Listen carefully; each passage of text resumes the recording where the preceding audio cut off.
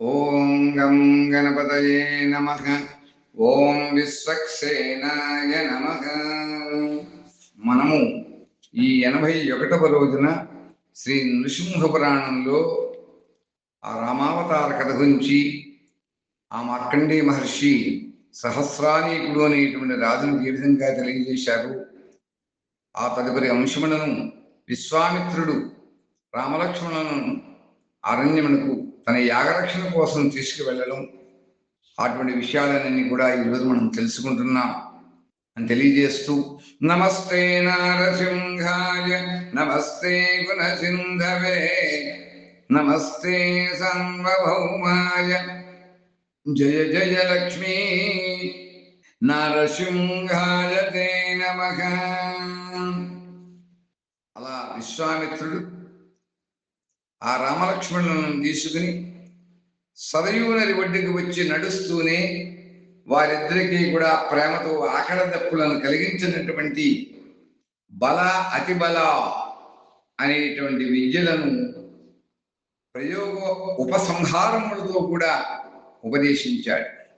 అస్త్ర సమూహాన్ని అంతటినీ కూడా నేర్పించి వారిద్దరికీ కూడా ఆత్మజ్ఞానవంతులైన మునుల యొక్క ఆశ్రమలను చూపించి పుణ్యస్థలములలో బస చేసి గంగా నది దాటి సోనభద్ర నది యొక్క పడమటి ఒడ్డునికి చేరారు. రామలక్ష్మణులు మునులను, ధార్మికులను, సిద్ధులను దర్శనం చేస్తూ ఋషుల నుండి వరాలను కూడా పొందారు. తర్వాత రెండవ మృత్యుముఖం లాంటి ఘోరమైనటువంటి తాటక వనం వచ్చింది. అక్కడ విశ్వామిత్రుడు కష్టపడకుండా పని చేయగలిగినటువంటి రాముడితో ఇక్కడ తాటక అనేటువంటి రాక్షసి రావణాసురుని యొక్క ఆజ్ఞతే నివసిస్తూ ఉంది. ఈ వనంలో చాలా మంది మునులు మనుష్యులను, మునిపుత్రులను, మృగాలను ఆ తాటక అనేటువంటి రాక్షసి చంపి తినేసింది. ఇప్పుడు నీవు ఆమెను సంహరించాలి అని శ్రీరామచంద్రుడికి చెప్పాడు విశ్వామిత్రుడు. అంత దానికి సమాధానంగా రాముడు అంటున్నాడు, మునీశ్వర, నేను ఈమెను ఎట్లు చంపగలను? స్త్రీ హత్య వల్ల మహాపాపం కలుగుతుందని కదా పండితులు చెబుతున్నారు అని శ్రీరాముడు పలకగా విశ్వామిత్రుడు అంటున్నాడు, రామా, ఆమె యొక్క మరణం వల్ల జనులంతా కూడా భయం లేని వారవుతారు. కాబట్టి ఈమెను చంపడం వల్ల నీకు పుణ్యమే కలుగుతుంది కానీ పాపం కలగదు అంటుండగానే తాతకు అక్కడికి వచ్చింది. అది నోరు తెరిచి భయంకరంగా ఉన్నది ఆ రాక్షసి. రాముడు అలా విశ్వామిత్ర యొక్క మహర్షి ప్రేరణ చూచి అలా నోరు తెరిచి ఉన్నటువంటి ఆ రాక్షసుని చూచి నిర్దయగా బాణాన్ని ప్రయోగించాడు. అంత ఆ తాటకనేటువంటి రాక్షసి ఒక భుజాన్ని ఎత్తి నడుము వద్ద ప్రేలాడుతూ ఉండేటువంటి మానవుల ప్రేగులే వడ్డానంగా కలిగి ఉన్నటువంటి ఆవిడ అట్టి దానిపై దయను బాణాన్ని కూడా విడిచిపెట్టాడు. రాముడు ఆ బాణం చేత వక్కస్థలం చీల్చబడి ఆ తాటకనేటువంటి రాక్షసి మరణించింది. విశ్వామిత్రుడి విధంగా ఆమెను చంపించి రామలక్ష్మణులను తిరిగి తన సిద్ధాశ్రమానికి తీసుకువెళ్ళారు. అలా ఆశ్రమం అనేకమైన మహర్షులతో నిండి ఉంది. చాలా చెట్లు, తీగలతో, అనేక పుష్పములతో శోభిస్తూ ఉంది. అనేక శిలయేళ్లతో సుందరమైనటువంటిది వింధ్య పర్వతం మధ్యలో ఉన్నటువంటిది ఆ యొక్క విశ్వామిత్ర మహర్షి ఉన్నటువంటి ఆశ్రమం, సిద్ధాశ్రమం. కూరలు, దుంపలు, పండ్లు సమృద్ధిగా కలిగి దివ్యంగా భవ్యంగా ఉంది ఆ సిద్ధాశ్రమం. అంత విశ్వామిత్రుడు వారిద్దరికీ విశేషంగా శిక్షణ ఇచ్చాడు. యజ్ఞ రక్షణ కోసం నిలబెట్టి యాగాన్ని ప్రారంభించాడు. అలా మహర్షి యజ్ఞ దీక్షలో ప్రవేశించగా ఋత్విగ్నులందరూ కూడా యజ్ఞకర్మణ చేస్తుండగా దాన్ని నాశనం చేయడానికి రావణుడి చేత పంపబడినటువంటి మారీచి, సుబాహులు అనేటువంటి చాలా మంది రాక్షసులు ఆ యజ్ఞం చేసేటువంటి స్థలం చెంతకు చేరారు. అంత రాముడు వారి యొక్క రాకను గుర్తించి సుబాహువును ఒక్క బాణంలో నేల కొరకు ఇచ్చాడు. రక్త ప్రవాహం వర్షిస్తున్నటువంటి మారీచుడిని ఒక్క బాణంతో గట్టిగా కొట్టగా అతడు గాలికి ఆకులాగా ఎగిరి సముద్రంలో పడ్డాడు. అలా మిగిలినటువంటి రాక్షసులను రామలక్ష్మణులు ఇద్దరు కూడా సంహరించారు. ఈ విధంగా రాముడు విశ్వామిత్రుడు చేసేటువంటి యాగాన్ని రక్షించగా అంత విశ్వామిత్రుడు యాగాన్ని పూర్తి చేసి ఋత్విక్కులందరినీ కూడా యథాశక్తిగా పూజించాడు. యజ్ఞంలోని సభ్యులను పూజించి ఆ దశరథ మహారాజు యొక్క బిడ్డలైనటువంటి రామలక్ష్మణులు ఇద్దరిని కూడా మెచ్చుకున్నాడు, ఆశీర్వదించాడు. సజ్జనుడా, అంతటి దేవసమూహం యజ్ఞభాగం చేసి సంతోషించి శ్రీరామచంద్రమూర్తికి శిరస్సుపై పుష్పవర్షం కురిపించారు.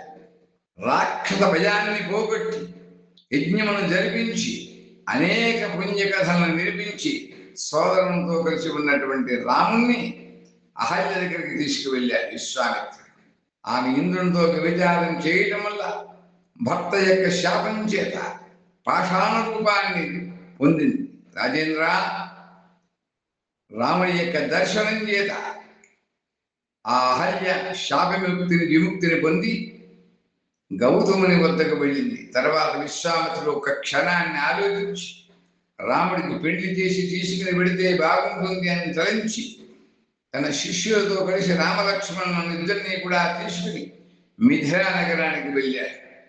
అంత జనక మహారాజు సీతా స్వయంవరాన్ని ప్రకటించగా పరాక్రమవంతులైనటువంటి రాజకుమారులు అనేక దేశముల నుండి కూడా వచ్చారు ఆ స్వయంవరాన్ని.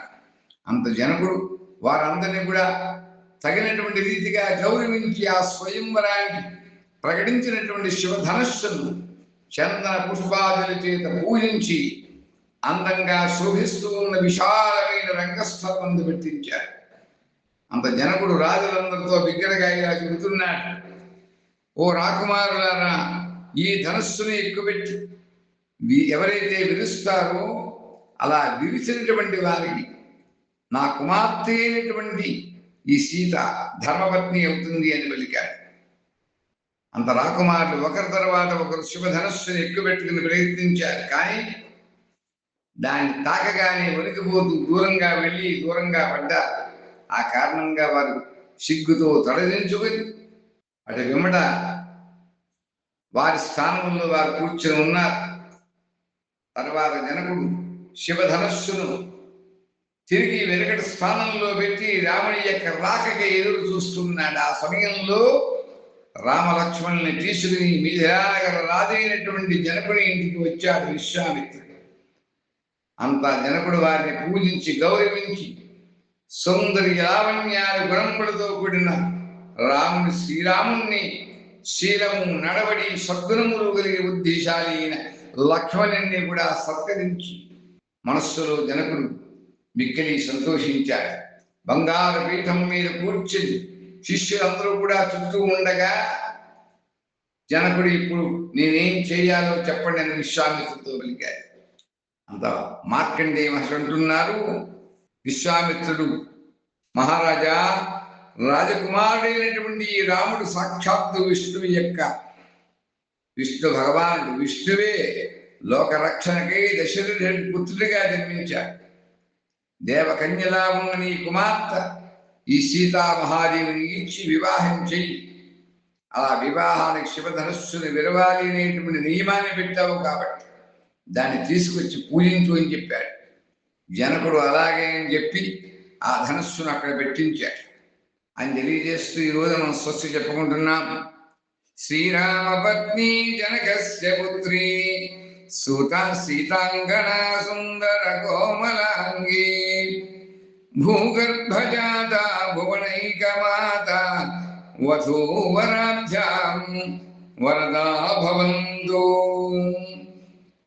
హిరణ్యకశిపం యస్య కోపాగ్నం శలభాజితః సర్వాంతర్వ్యాపినే జయ జయ లక్ష్మీ నరసింహాయ దివ్యమంగళమంగళం శ్రీహరిస్వరూపాయ శ్రీరామచంద్రాయ మంగళం. శ్రీ మహావిష్ణుస్వరూపాయ సీతారామచంద్రాయ దివ్యమంగళమంగళం. దివ్యమంగళమంగళం. దివ్యమంగళమంగళం. స్వస్తి ప్రజాభ్య పరిపాలయంతాం న్యాయేన మార్గేణ మహిం మహీజాః. గోబ్రాహ్మణేభ్యः శుభమస్తు నిత్యం. లోకాః సమస్తాః సుఖినో భవంతు.